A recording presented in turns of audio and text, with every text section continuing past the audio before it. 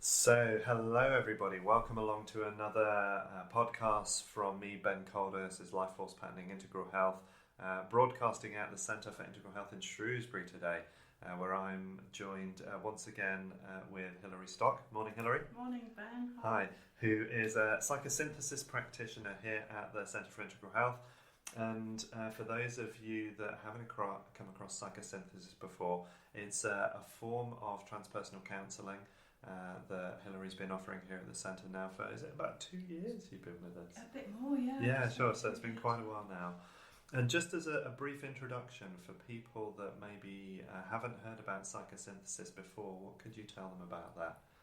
It's a holistic, integrative approach to therapy, which means that it can bring in ideas from all sorts of different approaches.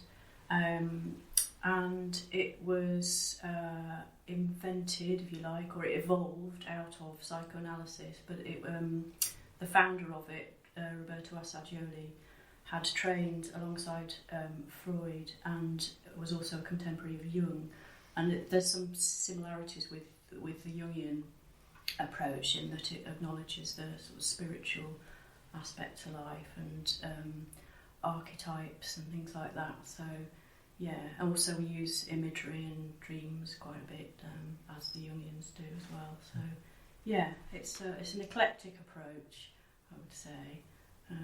Yeah, but a very powerful one as well. I've read Yeah. quite a bit of Assagioli's work and looked at psychosynthesis, and for me it's an interesting development on, for a lot of people that are accessing counselling, there's a lot of CBT, a lot of cognitive behavioural therapy, and it's interesting for me to see something that takes it beyond and goes into a deeper space and understands our internal spaces more than just in terms of our behaviour.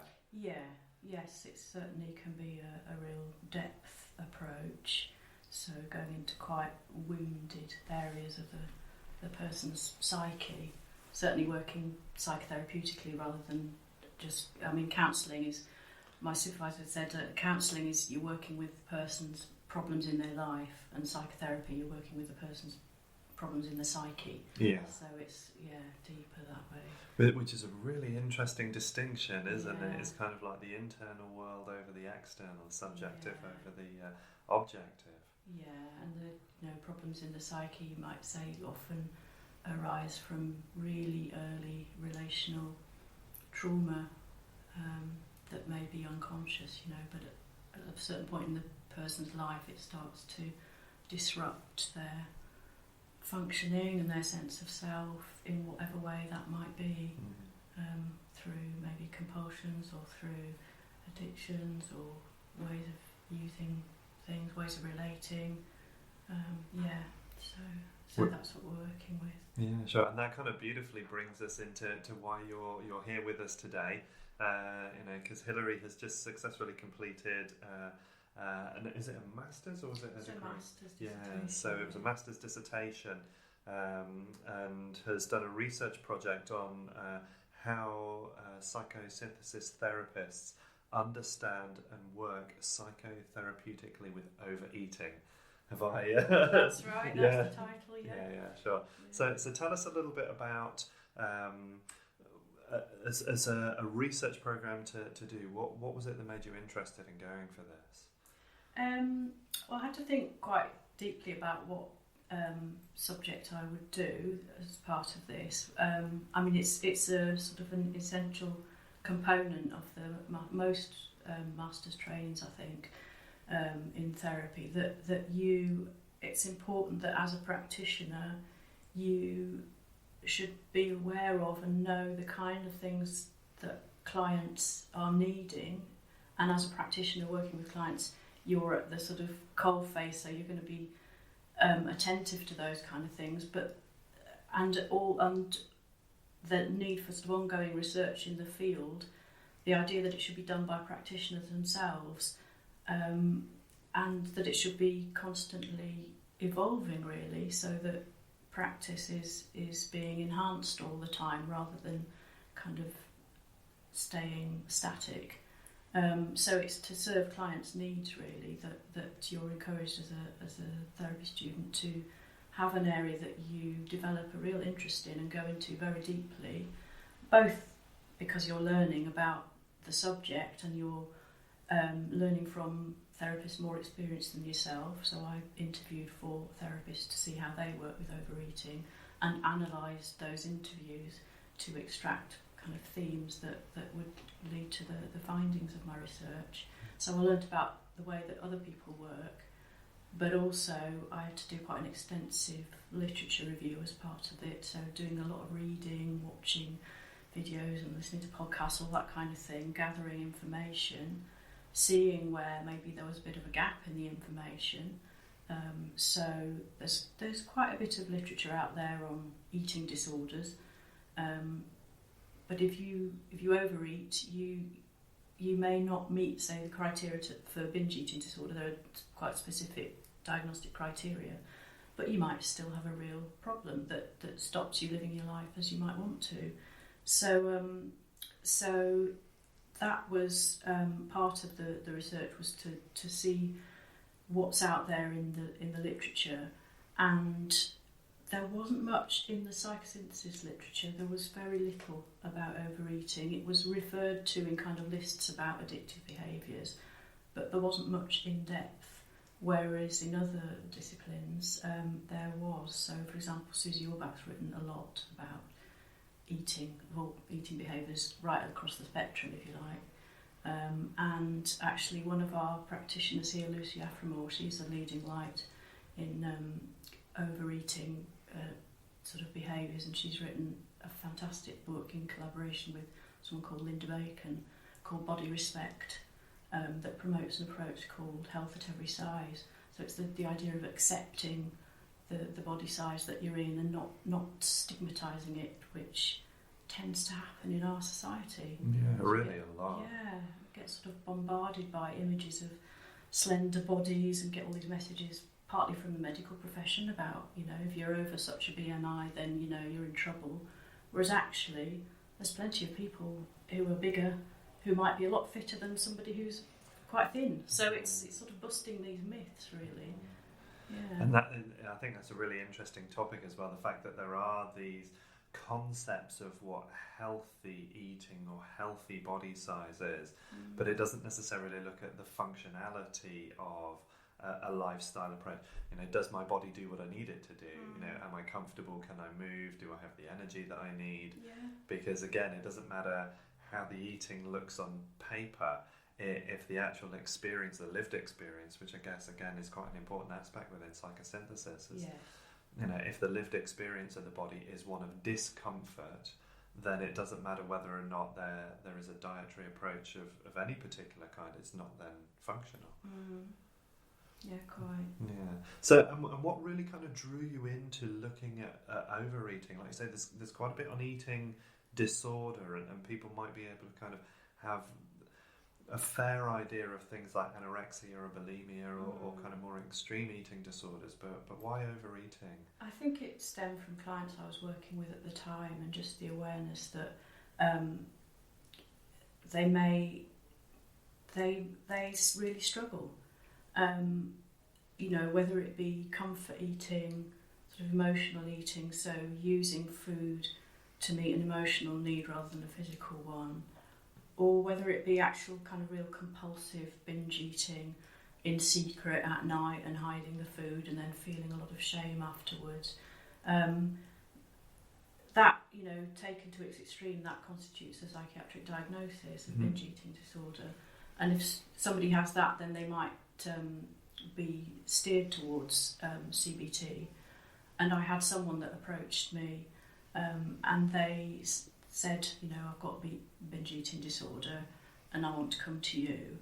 And I was just thinking, what would they have got if they'd gone through the NHS? What might CBT have given them? What am I able to give them? How do other psychosynthesis therapists work with this client group? What could I learn from them? So it was just kind of, it came from clients I was working with, and also reflecting that actually through the time that I've been working, I've worked with quite a few people who've really struggled with yo-yo dieting, so they might lose sort of 5.5 stone and feel great for a while, and then another problem will come along, and they'll put it back on again. So it's this idea of also people can get trapped in a kind of a diet binge cycle. So they'll diet for whatever reason, because they might want to fit into a certain dress size, or because they might feel better in their bodies, or think they would if they lost a lot of weight. But doing it through dieting and doing it sort of rapidly, it's not always going to, long term, doesn't always work. And the diet industry, I think, having read all this stuff, they really play on that. Absolutely. They know that dieters are going to be repeat customers. Yeah. And that leads a lot of people into that kind of behaviour where they eat less than their body needs, so the body's actually in starvation mode, really, holds on to the calories then, because it's sort of the set point changes, and then when they come off the diet, they'll put the weight on again, or they'll put some on again. So then they binge to compensate for having starved. So and then that's it. You're trapped in a sort of vicious circle then. I mean, it's really interesting to watch the nature of our modern society and how these ideas of body image are being projected. I see a lot within the kind of the fitness PT industry as well, that you've now got people that are moving into actually eating a lot and eating more than they necessarily need, but then working out and doing really heavy, powerful workout to kind of build bulk. So you've got all of these swings away from people that are kind of, as you say, starving themselves, going into these famine states, people that are overworking their bodies, overworking their kidneys, and really pushing themselves. And then people that are looking for that emotional way of somatizing, of kind of calming the system, which is, I find really interesting. But what would you say defines, because again, in terms of calorie use or types of food, or when we're eating or how we're eating, what kind of stuff determines or defines overeating? So that's an interesting question. That was quite a focal point. It became quite a focal point because obviously the way you understand the term itself is going to influence how you might work with it as a therapist. And it was interesting that the 4 people I interviewed, it wasn't uniform what they said, how they understood it. So one person said, which is a really straightforward definition, it's eating more than your body physically needs. So I'd sort of agree with that on the surface of it. So that's quite calorific, really, eating more calories than your body actually needs to sustain itself. Another of the participants said, we gave quite a complicated definition encompassing kind of comfort eating, binge eating, compulsive eating, so all the sort of different facets that it can take. And the other 2 both said, well, I would consider it a problem if a client brings it as a problem. Yeah, so sure. If it's disrupting their life and their sense of themselves, and they bring it to therapy, then that's when I consider it a problem, and that overeating is a problem for them. I think I would really concur with that. Well, with all the definitions actually, sure. But really important to consider that. Yeah. And it may be an unconscious problem, so that a client may come with something else, and then it may emerge during the course of the therapy that actually this is a huge problem for them. And very often it kind of stems from a relational need that's not being met, an early relational need that's not being met. When you think about it, you're born and then you're fed, ideally. Sure, yeah. So it gets associated with kind of comfort from baby cries, gets fed, and then they're calm again. So it's very early on it can sort of start to meet an emotional as well as a physical need. And certainly within that very young, that oral stage of development, we have this concept of good breast, bad breast, don't we? That kind of, am I being fed and nurtured when I require it, or is that being withheld from me for whatever reason I perceive as well? And I talk a lot with clients, one of my kind of perceptions of overeating, and I think that definition that if we consider ourselves to be overeating, then that's where the problem is. You know, it might not necessarily be the action itself, but just how we define it. But I talk a lot with clients about how a lot of comfort eating, in my kind of observation of it, is that as children, often one of the few places we're really celebrated is on our birthdays, and one of the biggest things that ends up happening there is we get fed all of this really sweet food this is kind of like the gift to us for being at that point. And so when we want to feel that emotion again, we try and reenact the ritual that brings it about, and it becomes such an unconscious thing that we don't even really think about why we're doing it. We're just reaching for the sweet foods or for these things, and we pile them in to try and push down whatever it is that's trying to rise up at that point. Exactly, It's quite kind of crazy stuff, I find. I found a lot of people would use it to numb difficult feelings, to push the feelings down. Also, when you talk about the birthday thing, reward, actually. At the end of a hard day, I deserve that, I'll just have a few extra chocolates or whatever, just as a sort of, I've worked really hard today, I deserve a treat. I mean, even that I find a really interesting psychological pattern, that we walk through life thinking that we have to have earned something to deserve it. It's in my mind, it's a very slave mentality piece of thinking, and unless you've done enough, you don't have a right to that. And it sort of plays into the thing of some people punishing themselves by denying themselves. Sure, Sort of whole denying yourself or rewarding yourself. Sure. And again, it can get into these abusive, rebellious cycles where people are just, well, I'm going to have that anyway. And again, they're conflicted with this idea of, do I deserve it? Am I good enough? Is this right? They're really kind of interesting patterns to observe in people. So with the research you did, so you did a qualitative research where you were working with 4 therapists who worked with overeating and had experience within that. What were the outcomes that you found within the research? What was really interesting for you in there? So I ended up with sort of reflecting the 2 parts of the question, really. Some of the outcomes were to do with the way people understood the subject, and some were to do with the way they worked with it. But what I really took from it, if I had to sort of pull out 2 or 3 things, the main things that came from it were that one of the most powerful things, that the catalyst for change is the client's real embodied, sort of felt sense understanding of the connections between body sensations, thoughts and behaviours and feelings, and once that, which is quite a CBT kind of slant on things as well, and that's where I found I slightly expected.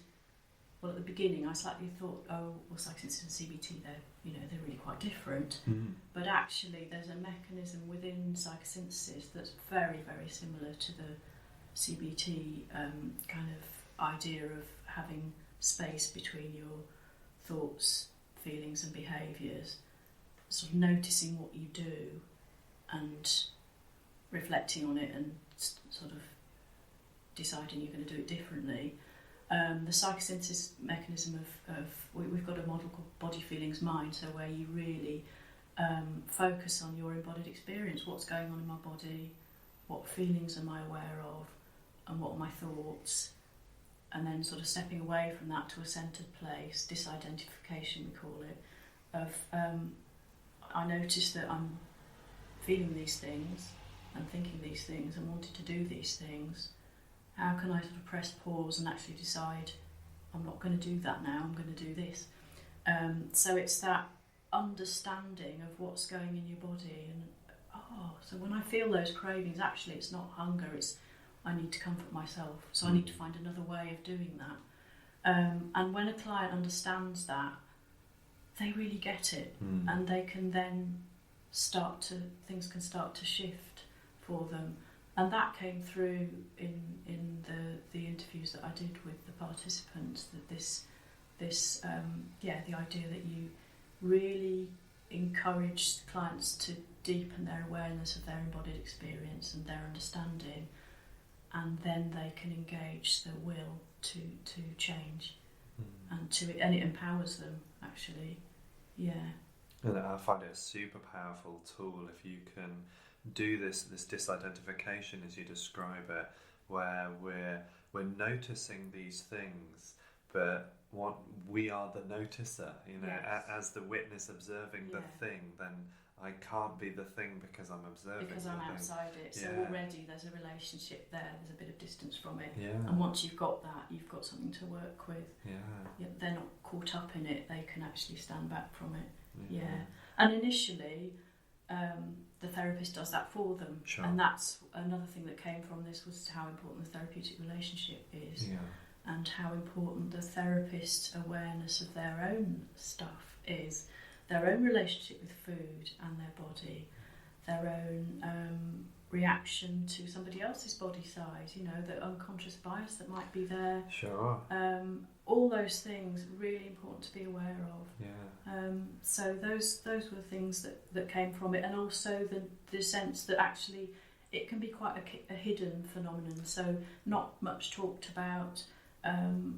We hear a lot about obesity, we hear a lot about eating disorders, but the actual thing of just overeating, something that maybe we like to ignore in ourselves. It's like, if I don't it doesn't quite count because I sort of just had that, but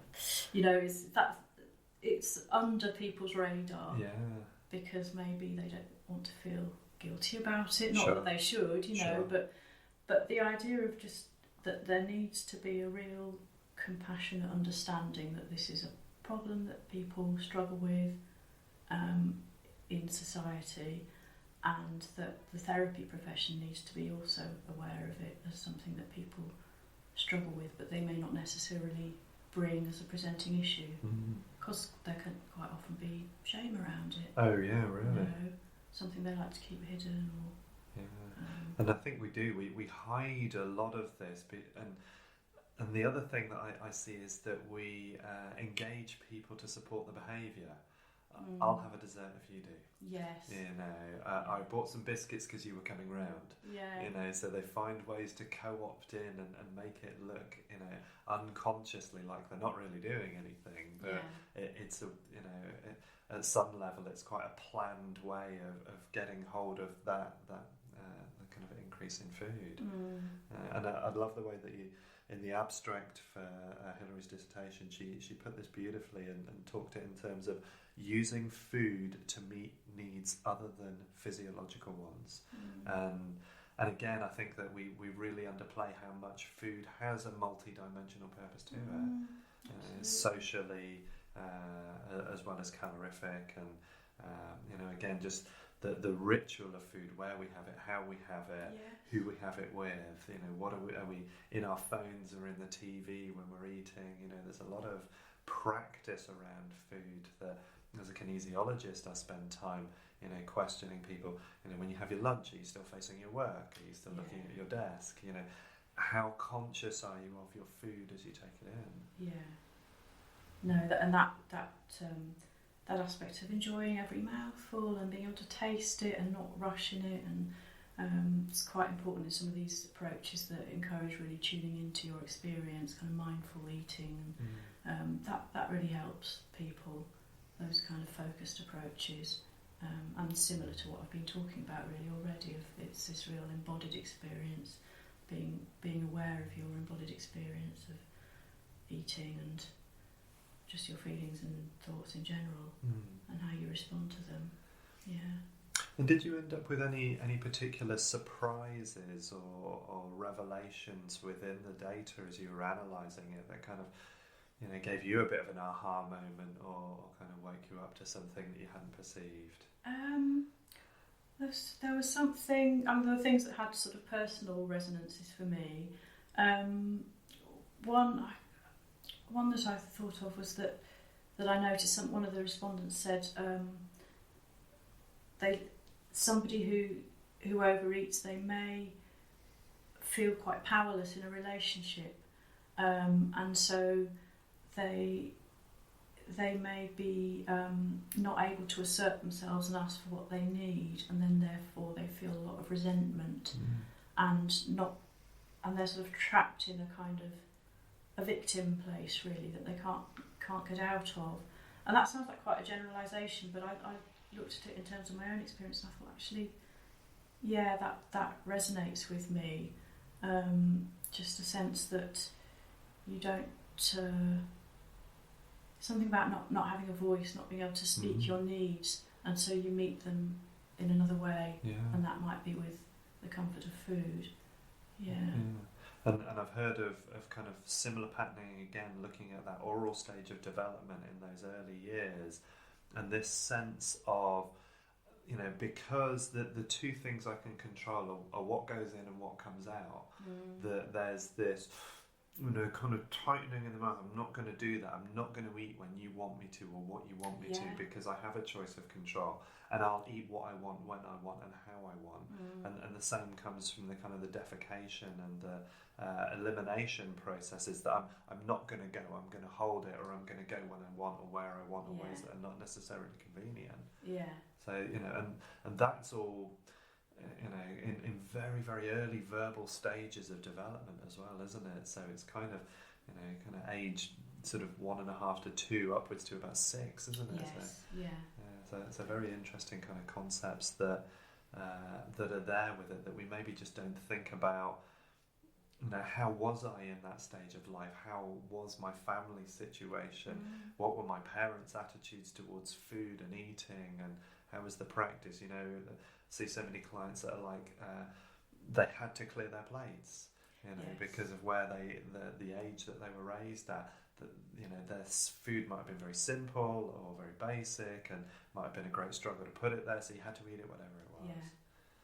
Definitely that came out in some of the interviews, and that's, and also clients that I work with, it's if that's part of your history, and equally there might be a history of deprivation.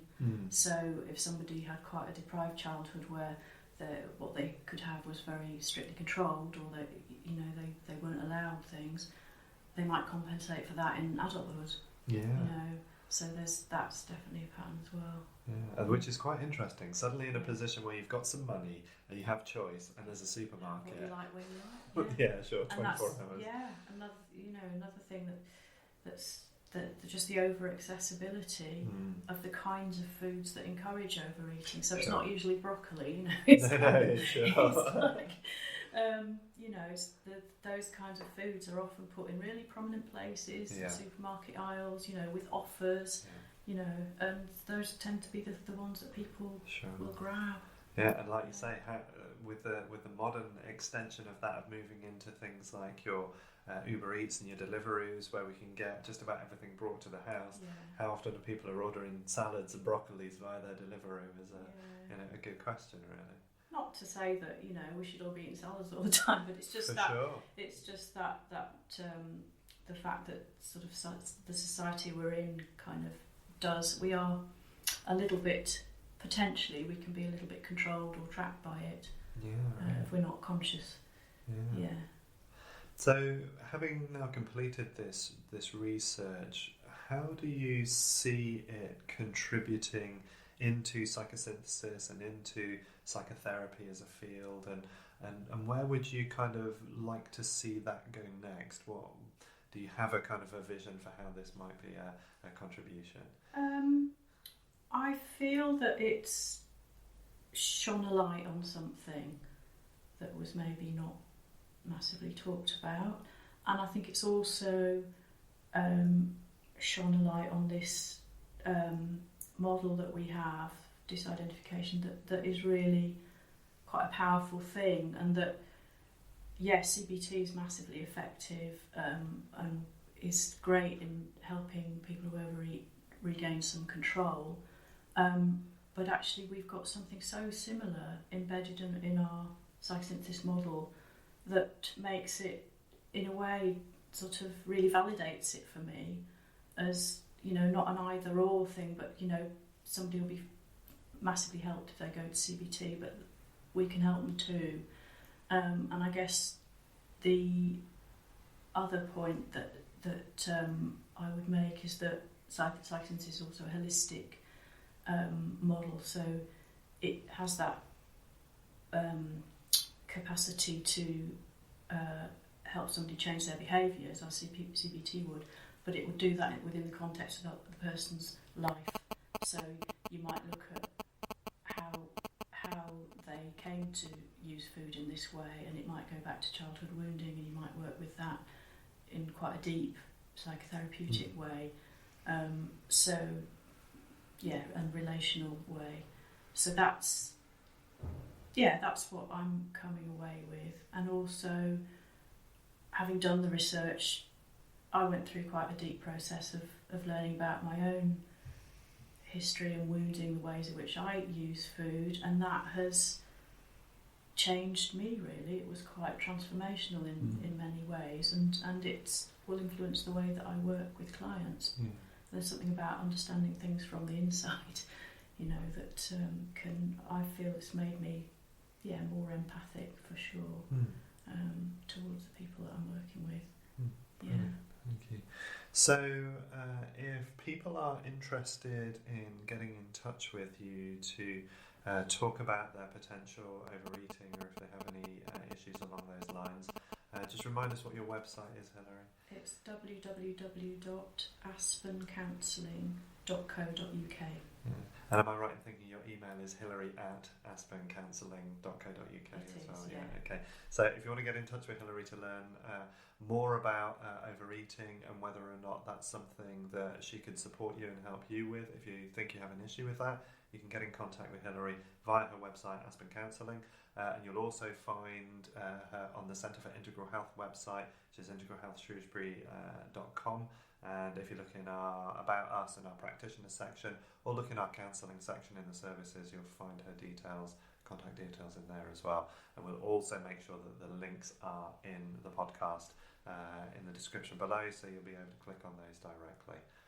Hilary, thank you very much for coming in and talking to me about your work today. Really appreciate that. Really interesting to see how it's going. You're welcome. Thank you. Yeah, sure. So, and again, for those of you that are interested, if you want to learn more about psychosynthesis, Hilary and I did an interview earlier on in the year, and you can look back in the podcast archives and you'll find that in there. But otherwise, have a fabulous day. Enjoy every mouthful that you eat and look after yourselves. And we'll bring you some more Life Force Patterning Integral Health podcasts soon. Take care. Goodbye.